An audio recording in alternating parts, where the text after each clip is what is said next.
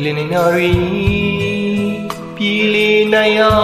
င်ကိုကြိုးစားခဲ့ပြီးမှစံကျင်ဘက်လမ်းလျှောက်ကသွားကြသည်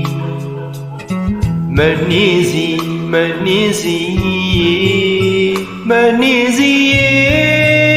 အချိန်မလွန်ခင်မှာ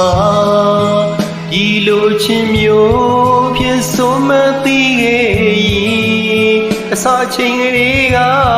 ချစ်တွေမပြီးဘူးလီ